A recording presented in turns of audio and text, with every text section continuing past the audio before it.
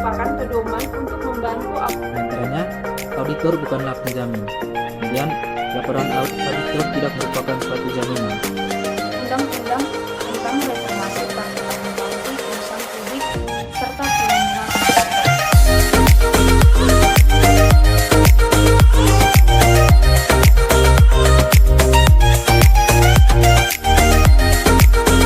Selamat siang Ibu dosen dan teman-teman. Terima kasih atas kesempatan yang diberikan kepada kelompok kami. Kami dari kelompok 2 akan mempresentasikan hasil diskusi kami mengenai standar pengauditan. Langsung saja yang pertama, pengertian standar audit. Standar auditing merupakan pedoman untuk membantu auditor memenuhi tanggung jawab profesionalnya dalam auditor atas laporan keuangan.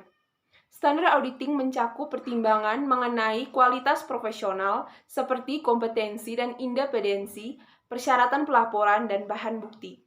Standar auditing adalah 10 standar yang ditetapkan dan disahkan oleh Institut Akuntan Publik Indonesia atau IAPI, yang terdiri dari standar umum, standar pekerjaan lapangan, dan standar pelaporan.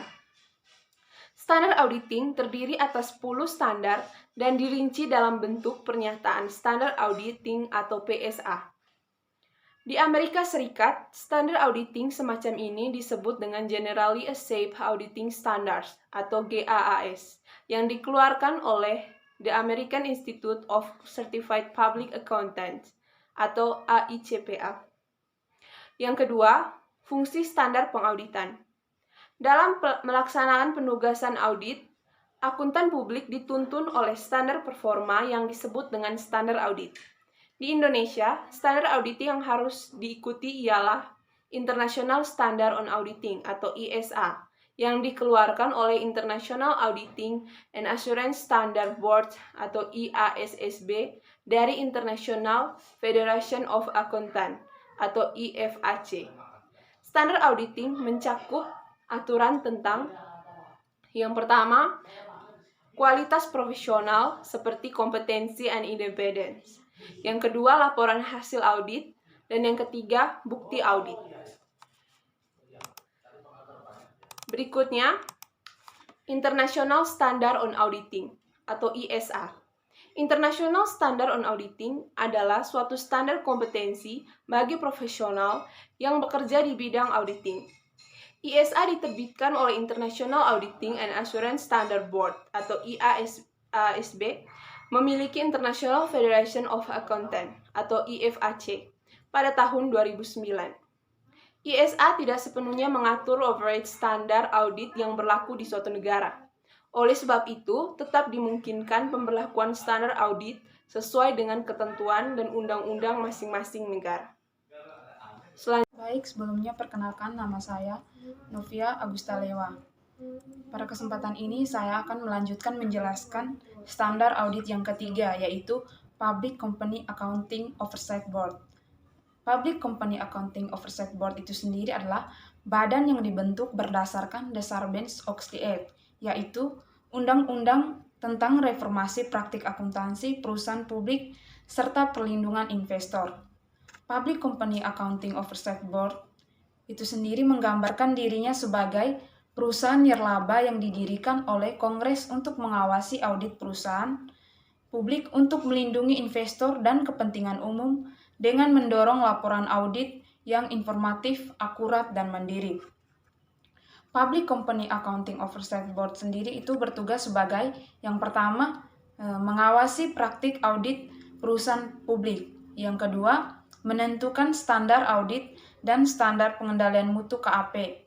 Yang ketiga, melakukan inspeksi pengendalian mutu KAP melalui asesmen atas tingkat kepatuhan terhadap aturan Public Company Accounting Oversight Board dan Securities and Exchange Commission. Standar audit Public Company Accounting Oversight Board itu sendiri dikenal dengan Generally Accepted Auditing Standard, didasarkan pada 3 kelompok utama standar audit dengan 10 elemen standar audit, yaitu 3 elemen tersebut yaitu standar umum, standar pekerjaan lapangan, dan standar pelaporan. Di sini saya akan menjelaskan mengenai standar umum. Standar umum sendiri itu terdiri dari yang pertama, audit harus dilaksanakan oleh seorang atau lebih yang memiliki keahlian dan pelatihan teknis yang cukup sebagai auditor. Artinya, seorang auditor itu memiliki kependidikan formal dalam bidang akuntansi di suatu perguruan tinggi termasuk ujian profesi auditor. Dan juga pelatihan yang bersifat praktis dan pengalaman dalam bidang auditing.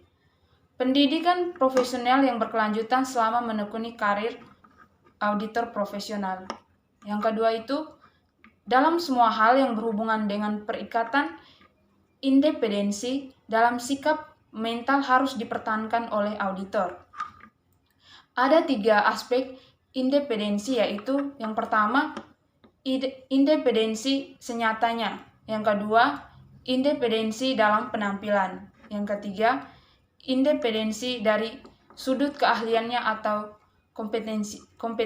kompetensinya. Maksud dari independensi itu sendiri yaitu auditor harus tidak mudah dipengaruhi, tidak memihak, dan juga jujur kepada semua pihak.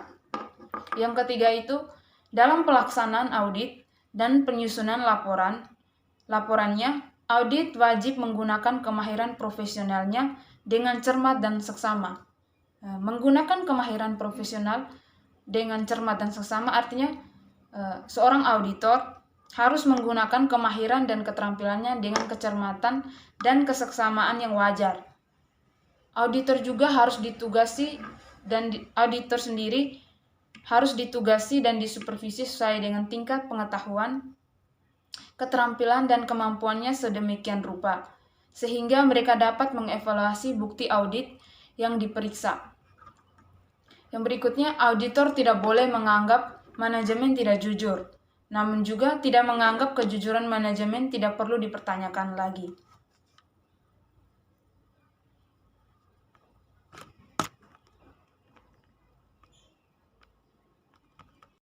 Baik, selanjutnya kita akan membahas mengenai konsep perolehan keyakinan yang memadai. Di antaranya, auditor bukanlah penjamin. Kemudian, laporan auditor tidak merupakan suatu jaminan. Selanjutnya, penemuan salah saji material yang disebabkan oleh kekeliruan dan kecurangan yang ada dalam laporan keuangan tidak berarti dengan sendirinya merupakan bukti, serta adanya kecurangan, penyembunyian, dan pemalsuan dokumen, serta kolusi menyebabkan audit yang sudah direncanakan dan dilaksanakan sebagaimana mestinya mungkin tidak dapat mengungkapkan penyimpangan tersebut. Kemudian kita masuk pada standar yang kedua, yaitu standar pekerjaan umum. Jadi di sini dibagi lagi ada beberapa bagian. Jadi yang pertama itu pekerjaan harus direncanakan sebaik-baiknya dan jika digunakan asisten harus disupervisi dengan semestinya. Kemudian yang kedua, pemahaman memadai atas pengendalian intern harus diperoleh untuk merencanakan audit dan menentukan sifat, saat, dan lingkup pengujian yang akan dilakukan. Kemudian yang ketiga itu bukti audit yang kompeten yang cukup harus diperoleh melalui inspeksi, pengamanan, permintaan keterangan, dan konfirmasi sebagai dasar memadai untuk menyatakan pendapat atas laporan keuangan yang diaudit. Kemudian yang standar yang terakhir itu standar laporan. Jadi di sini standar laporan itu yang pertama, laporan auditor harus menyatakan apakah laporan keuangan telah disusun sesuai dengan prinsip akuntansi yang berlaku di Indonesia. Kemudian yang kedua, laporan auditor harus menunjukkan atau menyatakan jika ada ketidakkonsistenan penerapan prinsip akuntansi dalam penyusunan laporan keuangan periode berjalan dibandingkan dengan penerapan prinsip akuntansi tersebut dalam periode sebelumnya. Kemudian yang ketiga, pengungkapan informatif dalam laporan keuangan harus dipandang memadai, kecuali dinyatakan lain dalam laporan auditor. Dan yang terakhir, laporan auditor harus memuat suatu pernyataan pendapat mengenai laporan keuangan secara keseluruhan atau suatu asersi bahwa pernyataan demikian tidak dapat diberikan. Jika pendapat secara keseluruhan tidak dapat diberikan, maka alasannya harus dinyatakan. Dalam hal nama auditor dikaitkan dengan laporan keuangan, maka laporan auditor harus memuat petunjuk yang jelas mengenai sifat pekerjaan audit yang dilaksanakan, jika ada, dan tingkat tanggung jawab yang dipikul oleh auditor.